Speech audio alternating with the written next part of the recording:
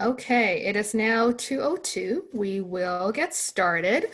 Welcome, everyone. My name is Christine Neal, here with Mikhail. We are happy today to have Rachel Riggs with us. Some of you might have met Rachel before. She's an instructor at Frederick Community College, and she will be delivering a presentation today of how to engage learners virtually. So, Rachel, turn it over to you. Thank you. Thank you, Christine. It's really nice to see you all today. I see some of you I don't see. That's okay. Whatever you're comfortable with.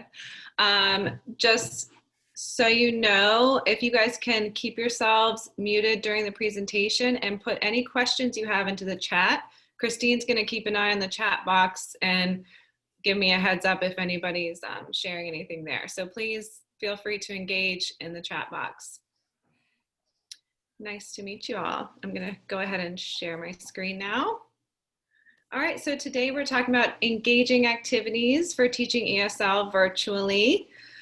I know that this transition has been difficult for some of us. Maybe some of us were already teaching online, and I still hope you'll find something useful in this presentation. But I know for me, when we moved to the virtual environment, the thing I missed the most was, laughter and activity and engagement in my lessons. I didn't want to just give a lecture.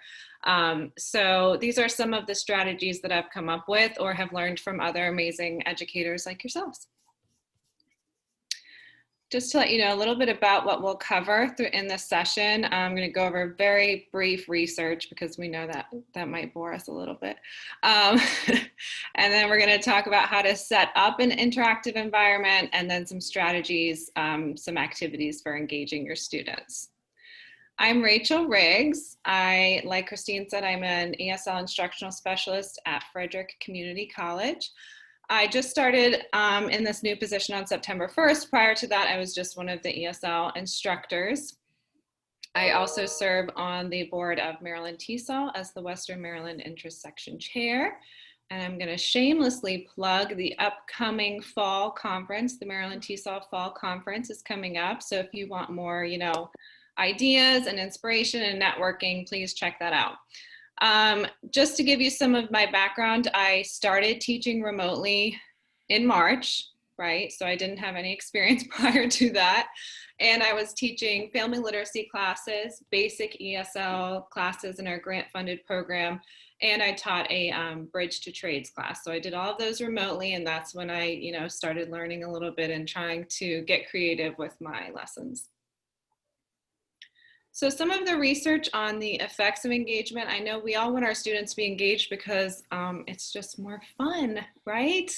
When everybody's listening and interacting and everything, but there really is a lot of research behind the effects of engagement. So what is engagement? Engagement means that students are behaviorally, emotionally, and cognitively involved in the classroom activities. And what happens when students are engaged compared to less engaged students? They demonstrate more effort in the content. They experience more positive emotions as a result of the class, and they pay attention. And who doesn't like when your students are paying attention? And all of those student engagement and all of those positive effects do lead to better outcomes, better grades, and more stick-to-itiveness or more persistence in the program. So in order to get students and keep students engaged, we have to create an interactive environment, but also we have to manage our virtual classrooms, which can be difficult. So in order to create an interactive environment, I started using a lot of icons. Icons are just small images that are, symbolic of something. So in my case, I use them to symbolize the skills that we were working on, or sometimes even the activities that we were doing. So I would include these small icons in my presentation. And I like icons because they give students the expectation to always be involved in the lesson. So sometimes when we're doing listening or reading or something, it can feel kind of silent and like maybe students aren't sure what they should be doing, or maybe they feel disconnected from the lesson. So I like the icons because they always indicate to students that there is something you should be engaging with right now. Where can you find icons to include in your presentation? If you're using Google Slides, you click on the insert button, insert image, and search the web. And you can search ear icon or pencil icon, you know, depending on what you're doing. Maybe you're doing a listening practice or writing practice. And then on PowerPoint, it's a little more amazingly easy because they have stock images. They have icons included in their stock images. So you can click the picture icon, you know, that landscape picture, and then click stock images, and they actually have an option for icons. So if you want to insert those into your presentation to set up that expectation for all the students, this is what we're doing right now, and this is how you can participate. Another place you can find icons and other amazing imagery is the nounproject.com. These are openly licensed, so you can choose to pay for them with no credit, with no contribution. I'm sorry, what is it called? Attribution. You can pay for them and they won't have any attribution, or you can choose a basic download, which will have a small bit of text that tells where the icon and the image came from. But I love this for teachers because, especially when we're teaching online, you know, we're always looking for some exciting imagery to include. So they have tons of icons there, and they also have nice pictures that you can include as well. And just so you know, throughout the presentation, I'm going to be throwing some little techie tools and tips at you. I don't want to overwhelm anyone, but these are just little things that I've found that are helpful, and I hope you can use them, but don't feel like you have to use all of them, you know. And then this is just an example of ways that I've kind of set up. This is something I used with my low beginner students to kind of set up my class so that they know what these different pictures mean. And we talked about the different skills that are associated with each picture, so they knew kind of which skill we were focusing on whenever they saw a certain picture.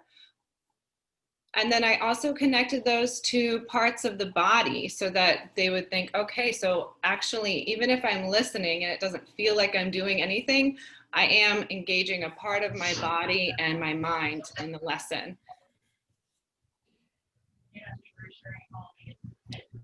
And then here's an example of a slide that I used with some icons when we were just drilling the days of the week. So again, just beginner practicing the pronunciation from the days of the week. I just wanted to show you kind of how the icons indicate to them what they're going to be doing.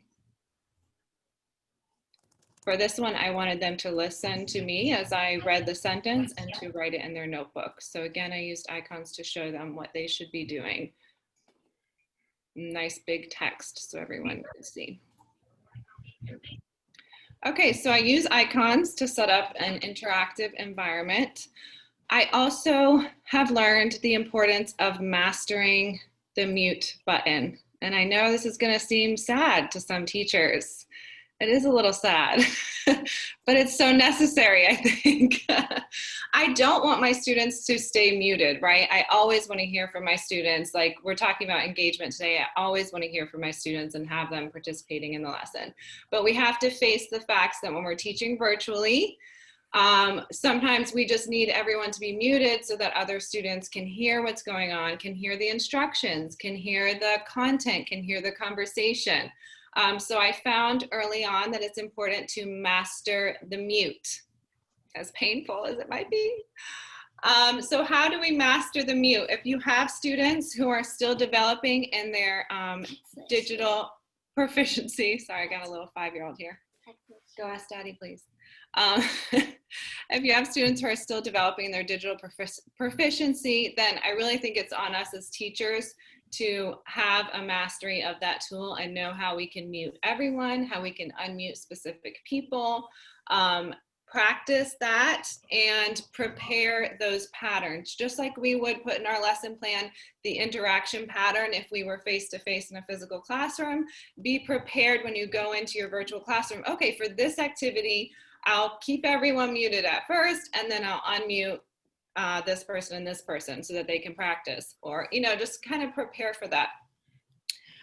If you have students who are more established in their digital proficiency, in other words, they probably know how to use the mute button, just give them instructions at the beginning of class, how to mute and unmute, talk about etiquette, when it's appropriate to mute and unmute, and always indicate clearly to them whether they should be muted or unmuted.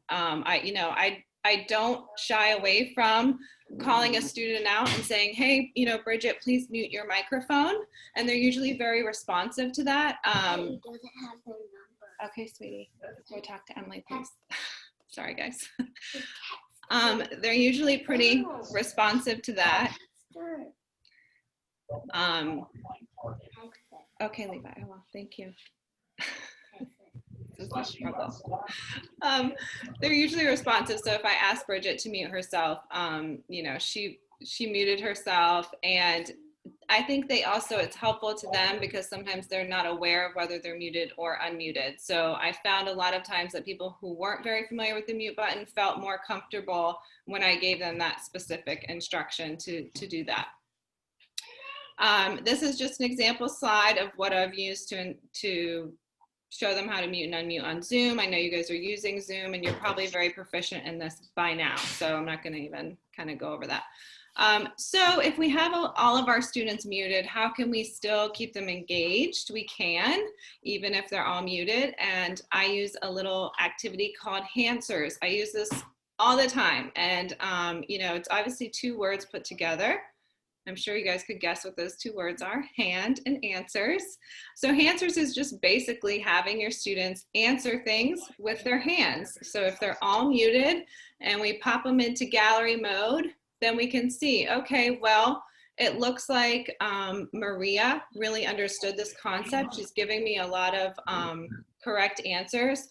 Oh, but it looks like John didn't really get it. He doesn't seem to be giving me the right answer. So it's a little tool for some quick informal assessment, but also a tool to keep them engaged in the lesson. HANDSWERS is also adaptable. You can use it with really any activity, lots of different options. And I learned quickly that I needed to differentiate. So I would have students who were quickly putting their hands up to answer, and other students could see that and would just kind of put their hands up based on what they had up. So I started using a countdown. So I'm going to show you guys some examples of that. This was an instructional slide. Use your fingers to show what number the conversation is. And then we did a listening practice. So this is taken from Cambridge Presentation Plus, but of course you could use any kind of open resource with nice images and number them and do listening practice using kind of numbered images. So we would listen to a conversation and then they would show me, oh, he's talking about clocking into work. So that's number 2. So they would put up number 2 for me. Oh, he's talking about leaving home. So that would be number 6. And they would show me with their fingers, number 6. I also used it for grammar. So I would have kind of a fill in the blank here. We were doing indirect questions. So we were changing, why did she break the rules, into an indirect question. I would like to know, and then I gave them 3 options. And I have the think bubble here, right? So I was telling them think, think, think.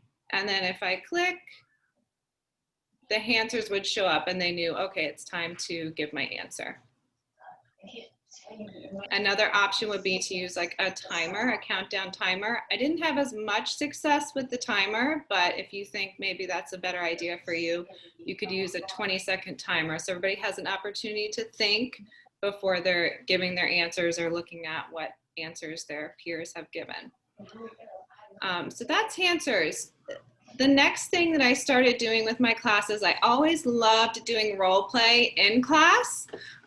If you're not familiar with role play, it's just having students act like different people to practice a conversation. So you might have one student who's the cashier and one student who's a customer, and they practice a conversation based off of those kind of fictitious roles.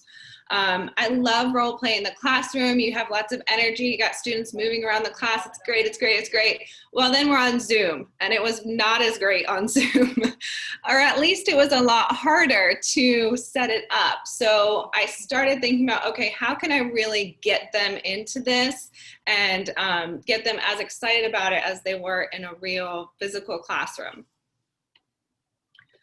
So some things I found, first of all, for online role play, context, I think, is so important, really setting up the situation. So if you're in an in-person classroom, you're already kind of face-to-face with people, so a conversation feels natural. But when you're online, the conversation doesn't feel as natural. You're just looking at a bunch of boxes and presentations and things like that. So I tried to really set up this imaginary context and get them into the imaginary part of doing a role play by using a lot of images. So if we're doing a role play in a grocery store, I would show a lot of images, and we would talk about, you know, what those images mean and kind of build up that imaginary environment in their head. And then I would also use storytelling to kind of evoke the emotional part of a role play. So I know going to the grocery store really should not be emotional, but if you're thinking about something like an interview or an argument and you're role playing those types of situations, I found storytelling to be helpful just to kind of set up and evoke those emotions that you would feel. Maybe you're feeling nervous in an interview, or maybe you're feeling tense during an argument. For scaffolding the role play, I would have students write out some of their conversation that they were going to have. That's something I used in a physical classroom too, just to not make it such a cold read kind of situation. Write down some of the things that you would say if you were at the grocery store speaking with a cashier. Some of the things you might say if you were in an interview. Write them first to kind of give them the time to develop the language they would use. Another way I scaffolded was with conversation frames. So, you know, an A-B conversation frame with some blanks in there that they could fill in with their own productive material. As far as differentiating a role play, so if you have some students who are in different levels, you might have the lower level students go last so that they've seen the role play modeled plenty of times with the more advanced students. Or you might do a cross ability pairing. So you have a higher level student with a lower level student and give the higher level student a lot of the initiation and the burden of the conversation, whereas the lower level student just is responding to questions, or, you know, a higher level student as an interviewer and a lower level student just responding to those questions. Any questions so far, guys? Haven't looked at the chat. No questions yet. Okay, okay. If you have any, just pop them in the chat. Okay, so here's another example of, this is an example of a role play that I did. So I showed this picture with a mom and her teenager. Again, this is from Presentation Plus, but you could get pictures like this from the Noun Project or a Google image search. I mean, there's plenty of places out there to get these kind of pictures. So I said, you know, imagine, and then I set up the situation. So this is the context that I'm talking about, the imagery and kind of the storytelling. You're a parent, the parent of a teenager, what is it like? So then we talk a little bit about what it's like to be the parent of a teenager. I don't know what it's like, but I made some guesses. But that's just kind of setting up the context in their head. And then for scaffolding, I would have them first write down 3 indirect questions to ask your teenager when they get home. So I'm giving them a situation, an imaginary situation, and having them write down some of the questions that they would ask their teenager when they get home. Give an example, of course. Okay, and then pretend student A is the parent, ask indirect questions. Again, if I have a mixed level group, I would make that one of the higher level students. And then student B, you're the teenager, so answer the questions. And I add a lot of these little pictures in here. I really want them to get into kind of the imaginary situation that we're doing And a lot of times I'll model it and use like, you know, crazy voices. I just want them to really be engaged. So I would, you know, pretend to be a teenager and have a like whiny, you know, mom, it was with my friend, relax. Just really make it dramatic and fun to really engage the students and get them to the point where they're ready to let their guard down and have fun with it, even in the virtual setting, which can be really difficult. Okay, so then by the time we get to situation 3, that was situation 1. By the time we get to situation 3, I'm having them just think of their own situation that would cause an argument. So I've given them different situations and had them kind of role play the argument. Now I'm having them think of a situation that would cause an argument and having them develop a conversation around that. Some tips for role play. I know a lot of people like to do send students to breakout rooms to have them do the role play, but I've also heard from teachers that sometimes they send them to breakout rooms and they're really not sure if they actually did the role play or not, or did anything, or if they just kind of were sitting there waiting for, where's our teacher? So a few ideas for that. First of all, build the context in class together with everyone there so that they kind of know what the expectations are and what the imaginary situation is. For scaffolding, have them write down the conversation frame or the situation into their notebook so that once they're in a breakout room where you can't share a presentation, they have their notebook with some guiding language for them. And then finally, to motivate them to actually be doing the activity in the breakout room, make sure you have something, some kind of washback where maybe they come back to class and they report on what their partner said, or they report on what the experience was like to do a role play, or what they felt like, or, you know, something like that to motivate them to actually kind of do it so they're prepared for that next step. So in addition to all of that, I was teaching a class. It was a beginner class that ran 2 nights a week from 6:30 to 9:30 p.m. So imagine that you're just starting out learning French or Swahili, and you suddenly find yourself at night on Zoom for 3 hours listening to your teacher speaking a language that you don't totally understand yet. It was obviously pretty exhausting for them. And I had some people falling asleep, as much as I hate to admit that. So I started thinking of, okay, how can I get them up? You know, I had one student who honestly, he was watching me on his phone and in his bed. So I could see why that would be difficult to stay awake. So I thought, how can I incorporate a little bit more movement for them to, you know, stay engaged and kind of get the blood rushing, get your brain, you know, we all know that when you're moving, your brain is at its most active and ready to learn. So I started thinking about how can I incorporate more movement. A couple of things that I did was charades. We all know what charades is, right? So I would have them do charades with vocabulary words or full sentences. Maybe I would show a word and they would act it out, or I would act out the word and they would have to respond with that vocabulary word. With full sentences, you know, maybe you're teaching different verbs or whatever. So, you know, I am riding my bike, and then they see that full sentence, and again, it's charades. You guys know charades, right? And then I also used a lot of stretch breaks, and I put those throughout the lesson to give students kind of a chance to loosen up and get re-engaged in what we were doing. So this is one of my instructional slides. Charades, you see a word, you do the action. That was for beginners, so I kept it very simple. And then we had sore throat. So I showed this, I said sore throat, and then I had everybody in gallery mode on Zoom.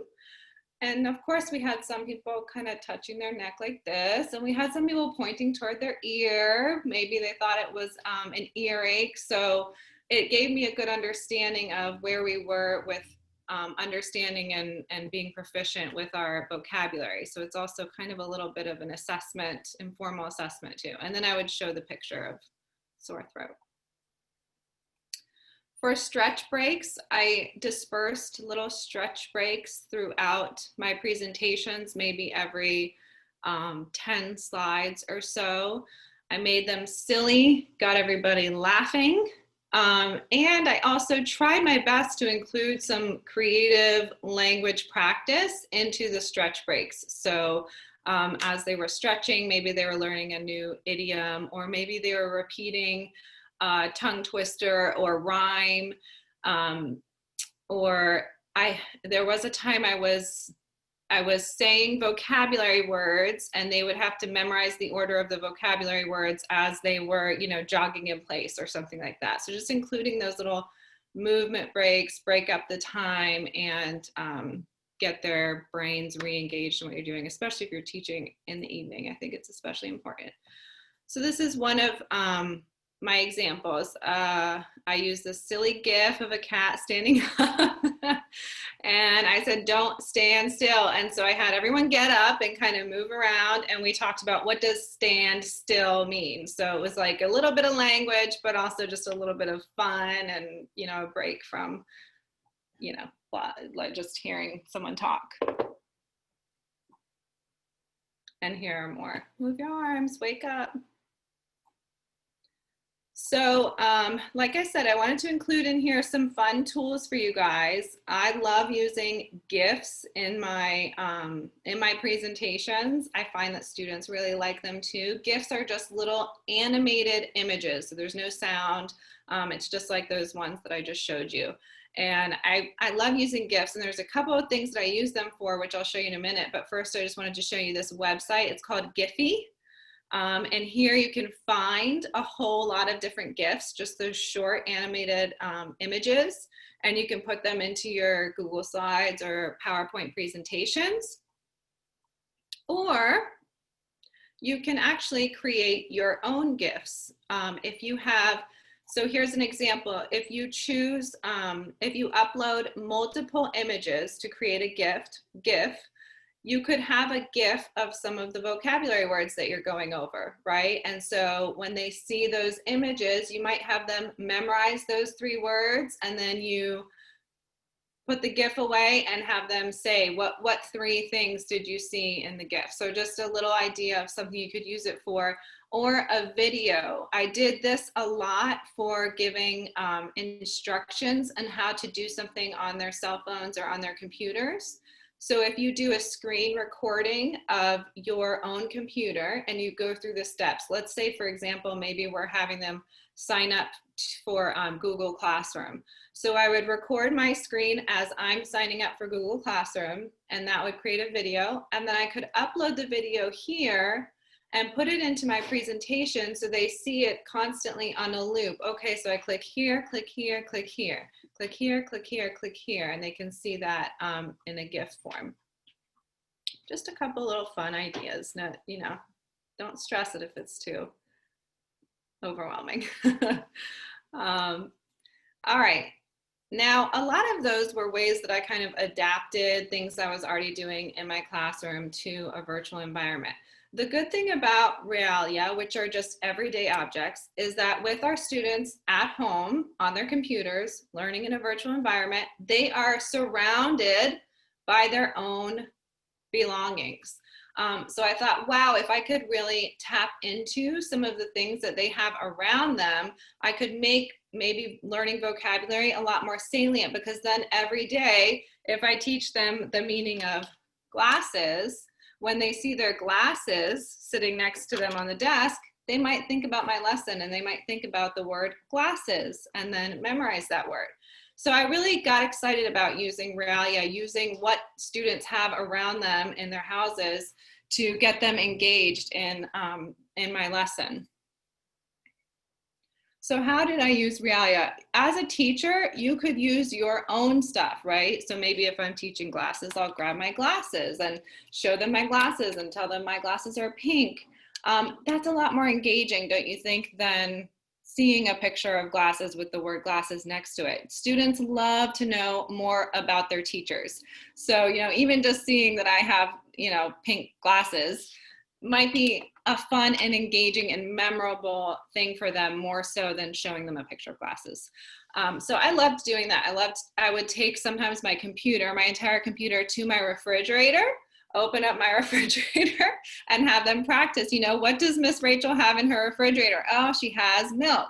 She doesn't have bread. You know, just fun little things like that that are more interesting, and we can't do that in a physical classroom. So it really is kind of a perk of virtual learning. If you thought there wasn't any perks, now you know there's one. Always model. Yeah, always model. Why did I put that? I put that because I was saying if you're going to have students go and grab something in their house, right? So that would be the student side, having students go and get their own belongings. I learned that you have to model what you want them to do, especially if you're working with beginners. So here's like an example. I told them, find a picture in your house. Who's in the picture? What are they doing? So I actually took my computer with me, went over to my wall and took a picture off my wall to show them this. I want you to be going into your house and find, you know, I think it can get a little confusing for beginners. So make sure you show them kind of what you're expecting them to do. So then I would have them hold up a picture and describe who was in the picture. And at that time they were learning present continuous. So what are they doing? They're standing, they're smiling. I wanted to show you guys this, which I will put the link in the chat. This is a little Padlet that I created that has a few more ideas for activities using Realia. So I'm going to put the link in the chat in case you are interested.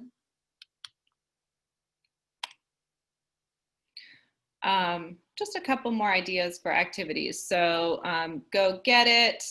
You know, I would say a vocabulary word and they go get it. Or what is it? That's where I would have something and they would say what it is. Have them do a show and tell. Maybe they have a cultural artifact that, you know, for a higher level group that they could describe to you and tell you what the significance of it is. Have students manipulate certain objects. You know, if you're teaching them verbs, maybe phrasal verbs or something, having them manipulate objects that they're holding. I love to use photos because it brings in that personal kind of emotional element. Find a picture in your house, you could do that, or it could be even something like find a picture of your, you know, favorite memory and bring it to class next week or something. And like I said, that the link to that is in the chat box. I'm going to go back to our presentation here.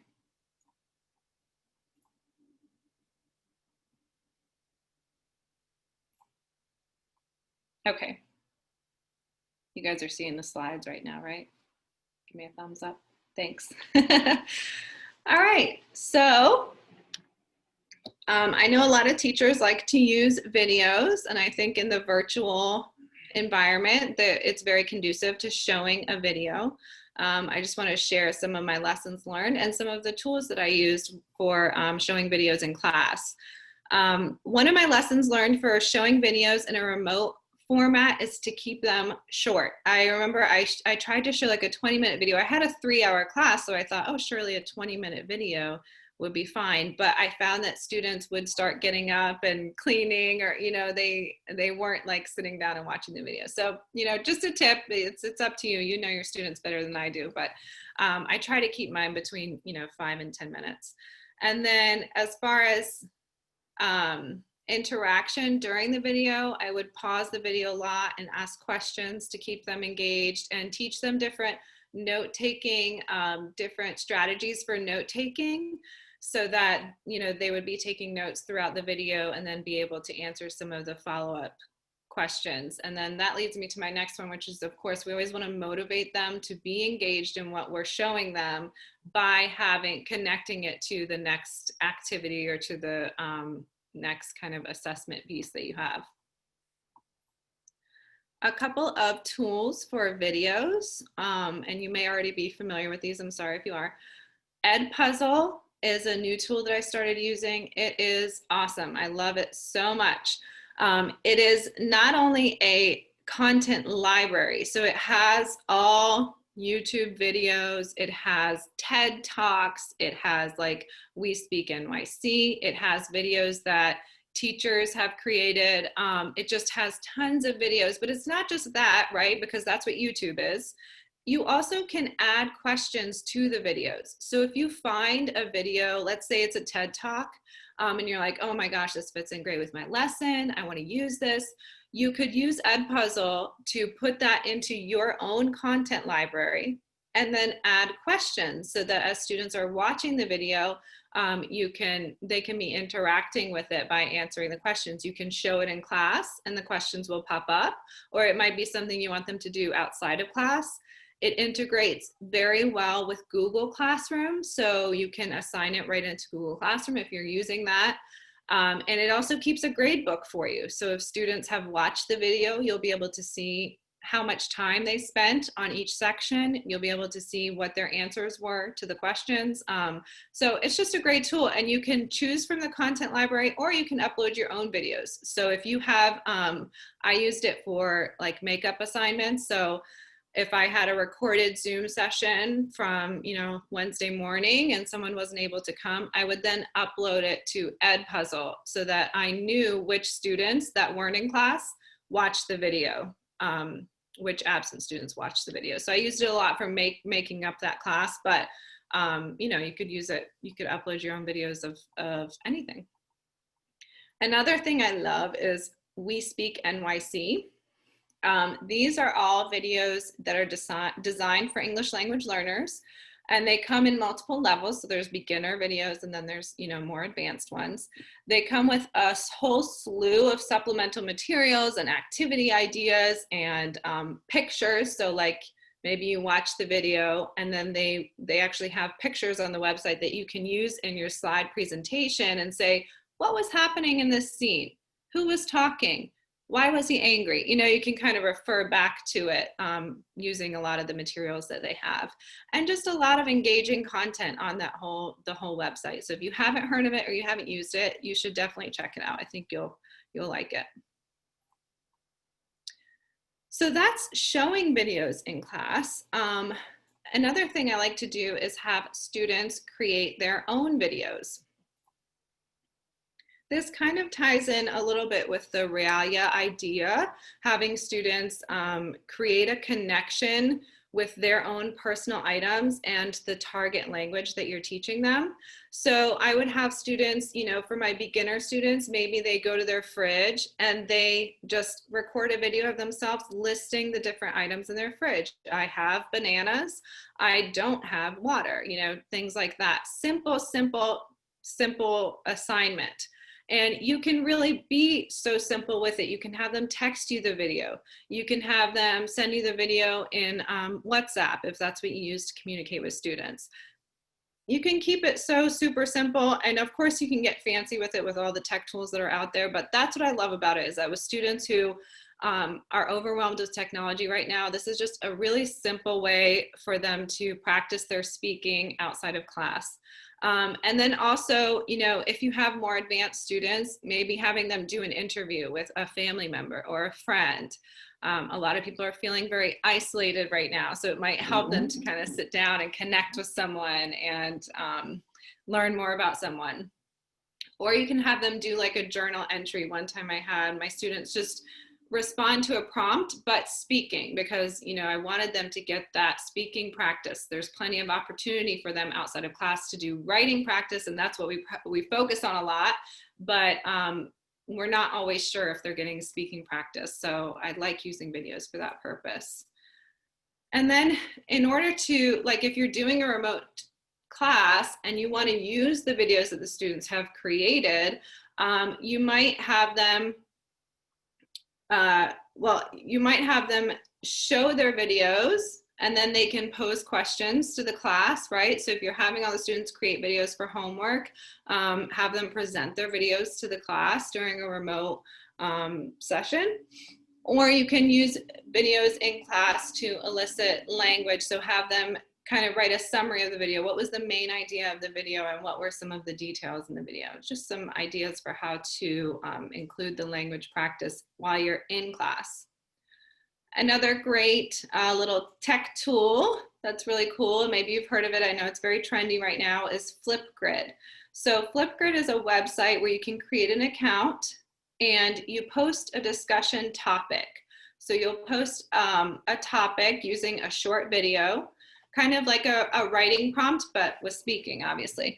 And then you share the topic with your group of students, and students respond by recording their own short videos. And so it shows up kind of like in a discussion thread, but with little video clips.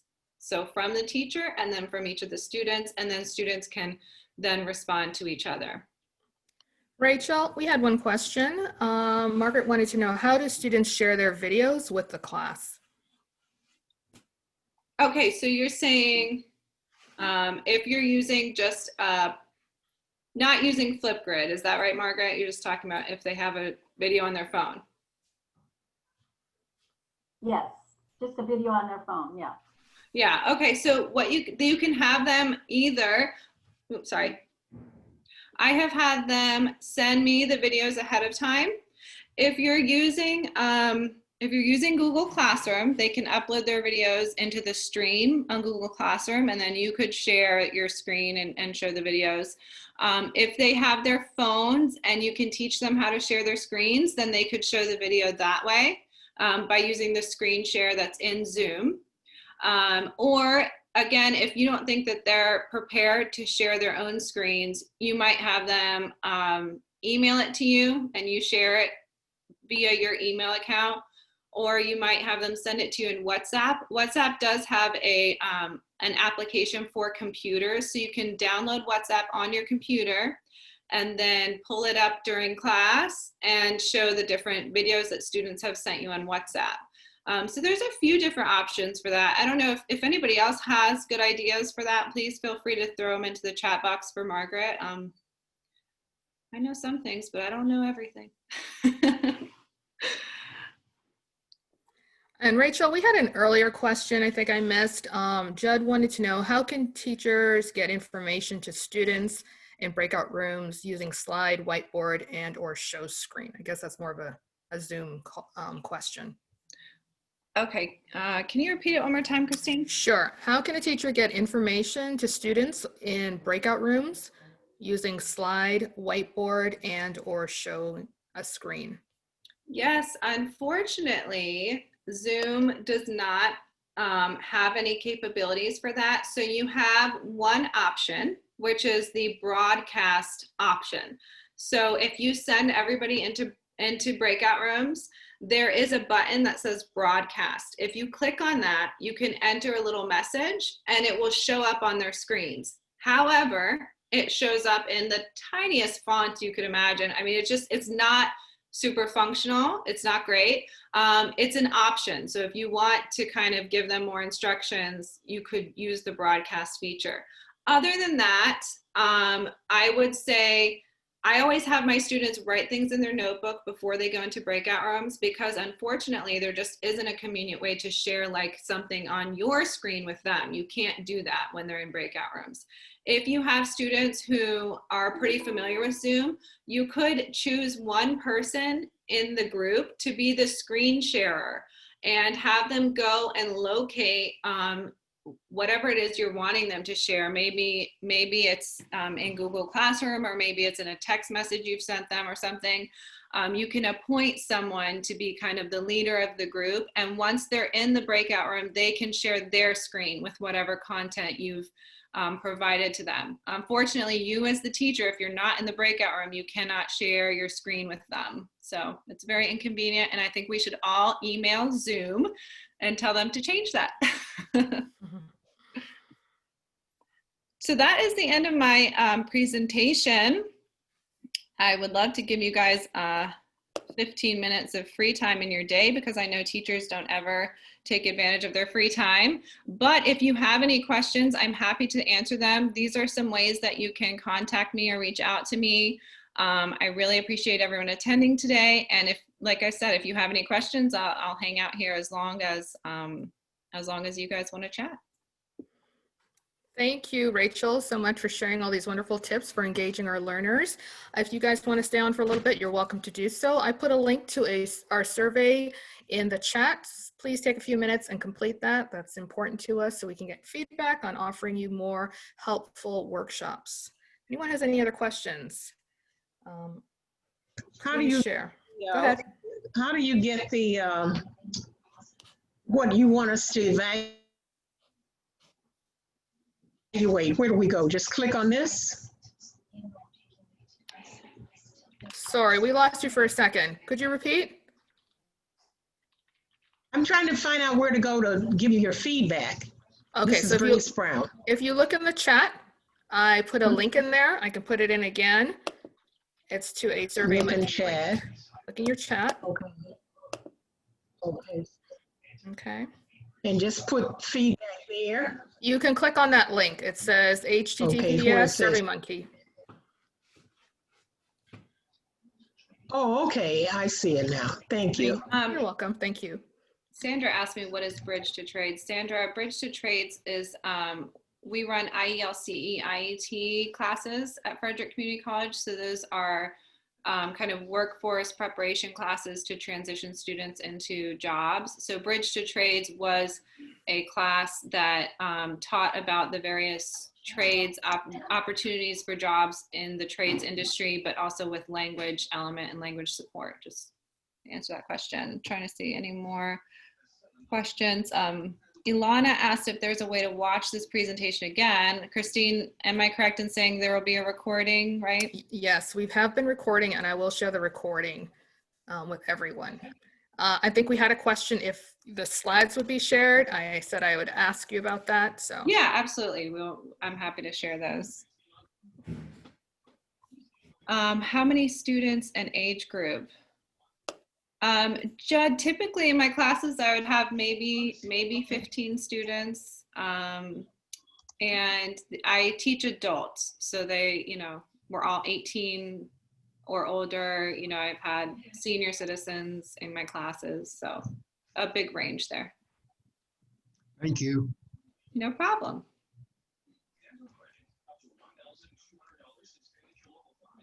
Up to $144 added back to your Social Security check every month. To see if you Medicare Benefits Help Center at 800-646-1863. Both the call and consultation are 100% free with no obligation to anything. Call today, 800-646-1863.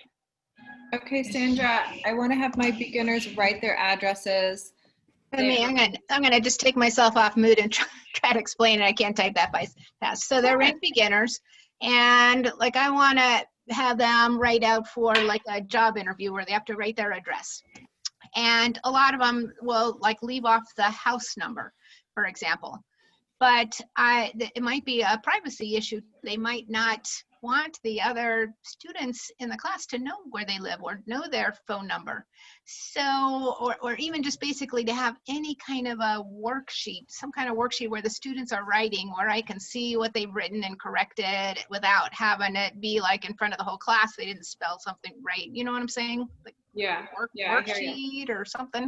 Sandra, what do you use to communicate with students? Do you text them? Do you use Google Classroom?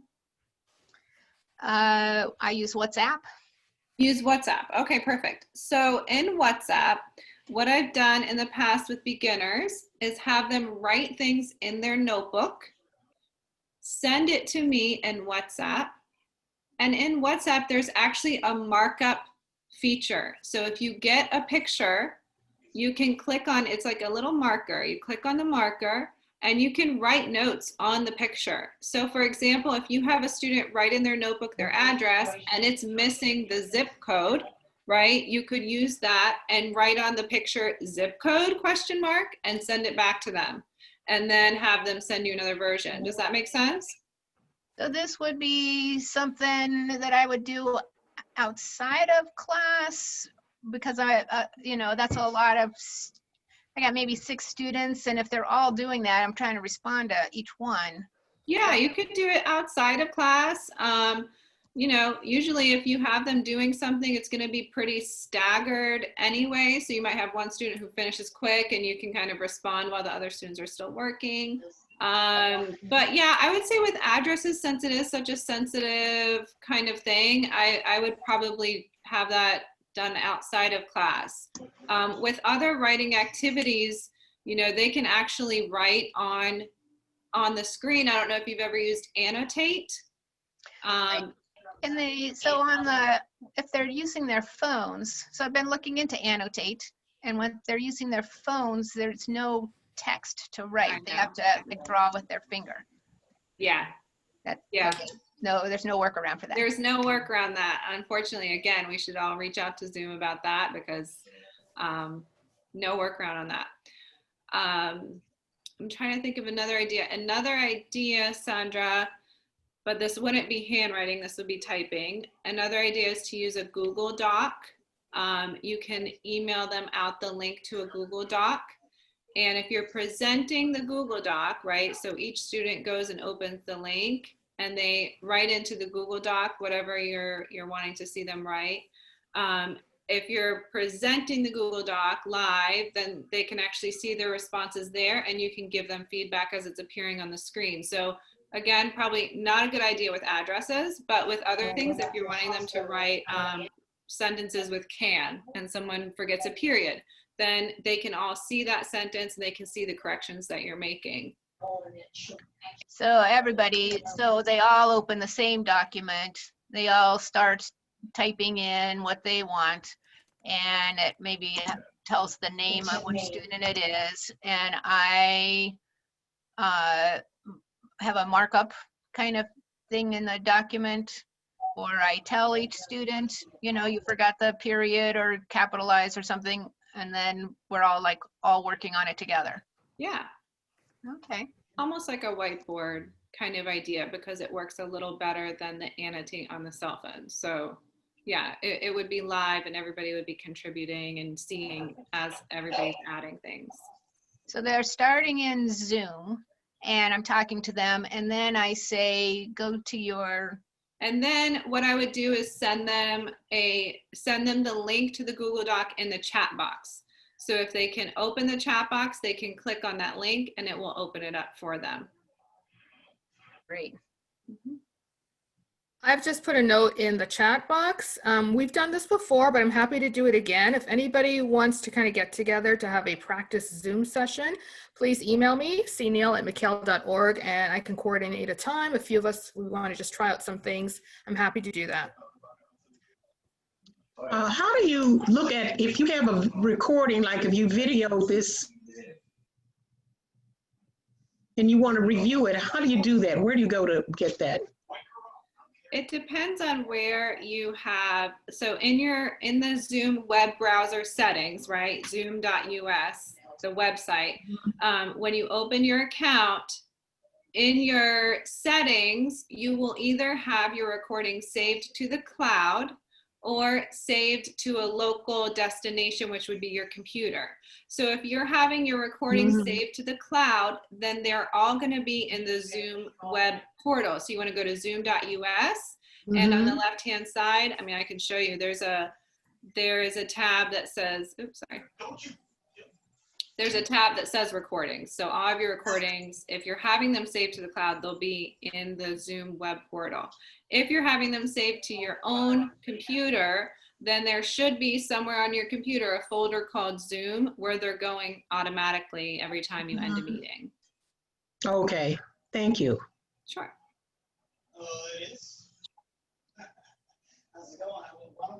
Have you done? Okay, have you done a Zoom training? I have done a Zoom training about sharing your screen, Judd. If you email me, I'd be happy to share that with you. And like Christine said, she'd be happy to do a practice session. I think it's always good to, you know, get that live practice. I just wanted to say it's really not the basics of Zoom. It's really the function around sharing the screen and how you can make that a more interactive experience with students. Right. Okay, I see. Yeah. You know, I have one of my colleagues is really good with that kind of stuff. He does a lot of having students collaborate by sharing their screens and showing different things. You know, I teach a lot of beginners and they tend not to have the language proficiency or the digital proficiency to be able to do that in a way that's, you know, conducive to keeping everyone's attention and all of that. So I haven't done a lot of that, but I know there are some amazing educators out there who have had students sharing their screen, especially if you can get them to do it in breakout rooms. I think that's especially valuable. But Judd, if you come up with any good ideas, email them to me. Okay. Can you share your email one more time? I can't find it. Oh yeah, absolutely. It was on that screen. I don't know why I closed it. Okay. I'm going to put it into the chat box here. Thank you. Mm-hmm. See that?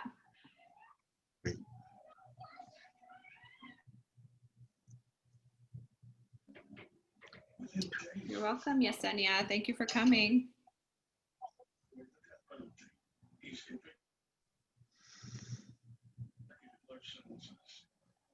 Eric wrote me a letter he gave me when I went to see him at the prison, and everything in the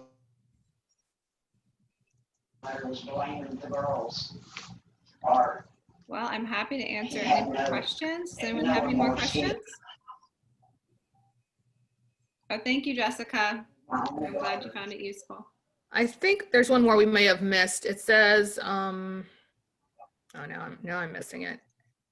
So it's just like that. General, has it worked better for students to use computers versus smartphones for virtual classes? What things don't work particularly well when students are using smartphones? I think you mentioned one, the text. Of course, it's much better to have them using a computer, but unfortunately, a lot of students don't have access to computers. So if you were tracking with my example slides, I keep, in terms of putting things on a certain slide for a presentation, I keep it to maybe 5 sentences. I try to put as little on one slide as possible so that it's very visible to all my students who are on their smartphones. I'm sorry, I'm going to mute someone because I'm hearing some background noise. So yeah, I think keeping as little as possible on a screen. There's also some research out there about using darker backgrounds and lighter text, how that's a little easier on the eyes. So that's just a tip if you have students who are on smartphones.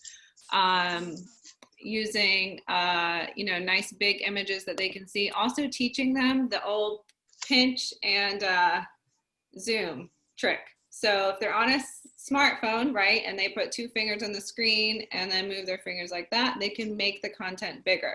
So like maybe you want them to be reading a paragraph, right? So you want to put it all on one side, teach them the old pinch and zoom. If you can. All right, thanks. Yeah, no problem, David.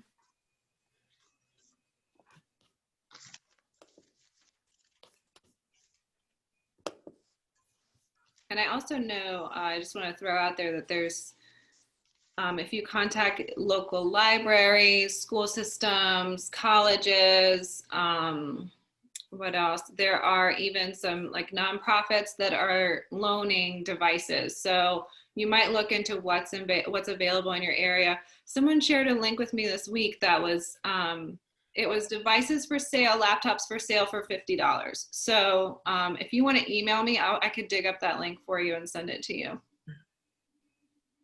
Okay, thanks a lot. Yeah, no problem. Arnold, I'm also wondering about Patty's question. Is there a way as a host to share our screen in the breakout room? No, there is no way, unfortunately. There's no way to do that. You would have to have a student do it. There's no way to do it as of now, but Zoom is constantly updating their features. So, hopefully they'll catch on. If we bug them enough, I'm sure they'll make the adjustment. Rachel, I may be wrong, but I think that if you were in the breakout room with your group of students, then you can share it. But as soon as you leave, Yeah. your screen leaves with you. Yes, unfortunately, that's true. And I always tell people, don't, pop into breakout rooms, but don't stay in breakout rooms, because then, if a student gets disconnected and they're trying to get back into class, you're in a breakout room and you can't actually let people out of the waiting room from a breakout room. So, it gets sticky there. But yes, Judd, you're right. You could pop in and show them something and then pop into the next one or something. I think there's a way with Padlet. I haven't tried it because they need to have 2 windows open. Yeah, Padlet's great. If you can send them a link, then they could open up a Padlet and see whatever it is you're wanting them to look at while they're in the breakout room. Wakelet is also very mobile friendly. But yes, they'd have to be able to navigate between different apps, which is a challenge for students who don't have the digital literacy necessary. Speak of the teachers who don't have the digital literacy. Or the teachers who don't, right? Or the teachers, right, exactly. Oh, I know, it's a struggle right now. But we're all learning together. That's what's important. Keep sharing your ideas and your tips with everyone you know, so that hopefully, together we can all get there. Okay. Everyone, it's 3:02, so I just want to be respectful of your time. Just a plug for our session. It's a very informal instructor social hour on October the 8th. It was in our recent e-bulletin. If you want to just come and talk about what's going on, your challenges, your successes, very informal, just see some familiar faces. We welcome you to come, grab your cup of coffee or tea, and we hope to see you on October the 8th. So thank you very much, Rachel, for your presentation. Thank you. Everyone Thank have you, a great everyone. day. Take care. Thanks. Bye. Bye-bye.